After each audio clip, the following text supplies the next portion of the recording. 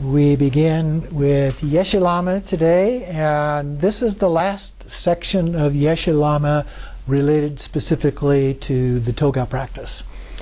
So we begin at the bottom of page 135, about the second line from the bottom, middle of the second line from the bottom. If the purpose of this instruction from the Tantras is synthesized, 3 signs are taught. The signs that indicate the obstacles of maras, the signs of experiences increasing and diminishing, and the signs of the unchanging secret. So now he goes through each of these categories. First, some practitioners with dull faculties will grasp at visions and fixate upon them as real. Verbally proficient, yet lacking the depth of understanding, they will be able to emanate bodies of various colors in the mirror of their own shadow. A second reflection will appear. They will be able to understand the minds of others and so forth. When that occurs, they should cleanse their body by anointing it with frankincense and nectar from head to toe, or by smearing old clay on their limbs so that the color changes. Furthermore, hindrances can take the form of the deity. Although pure wisdom dakinis will not enter the world, dakinis of various activities do reveal their forms in the sky and predict that common cities will be achieved.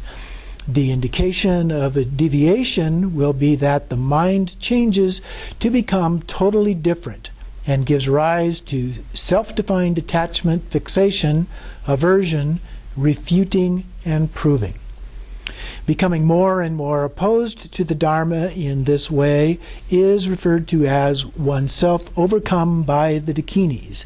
As it is stated in the Naturally Arising, if a prophecy from the dakinis is received, since that is to test one's experience, focus on the view. And thus, it is as taught.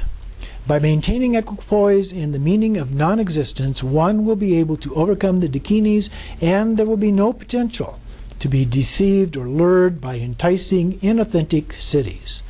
Furthermore, in general, meditating upon wrathful deities, reciting wrathful mantras, melodiously reciting Hong, and meditating upon bodhicitta will bring about reversal. So, some obstacles that can occur here and some things to do to help overcome those obstacles. Second, the signs of increasing and diminishing experiences are as follows. By the circumstance of the way the winds and mind combine, a sudden sense of unreliable samadhi will develop. In addition, if uncertain visions of forms of deities, light formations, and so forth appear in the sky, perform the following activities. So if these are things that appear, but you're not sure if these are actual visions or something else.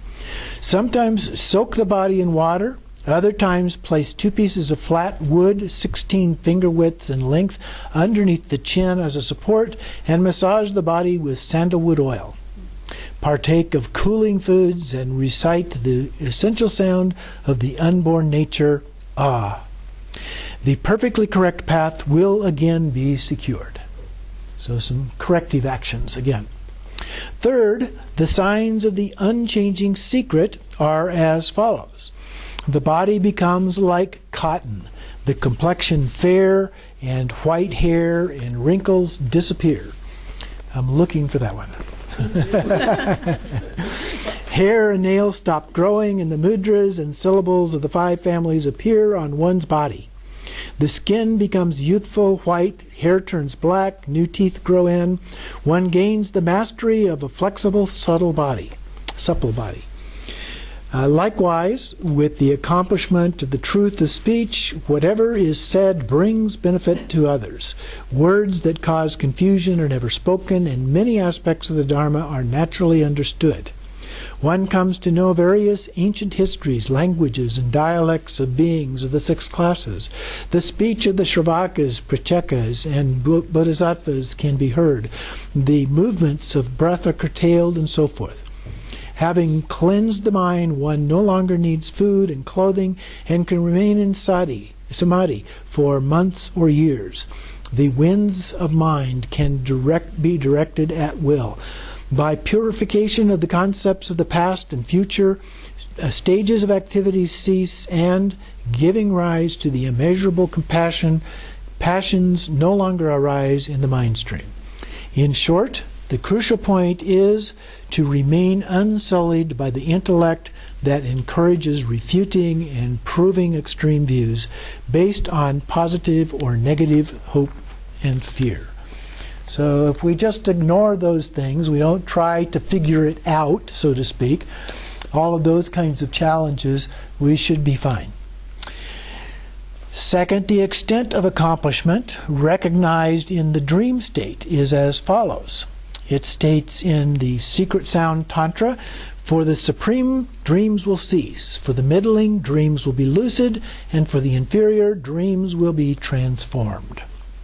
Thus, for all those with keen faculties and enthusiasm, the connection with karma and habits will be severed, an indication that Buddhahood will occur in that very lifetime is when dreams are purified in the Dharmakaya and sleep arises as clear light. So there are no specific dreams in that case. You just Dharmakaya and clear light. For the middling, the dreams become lucid, and through familiarity with dream transformation, Buddhahood will occur in the bardo. So dream transformation is one of the dream yoga practices.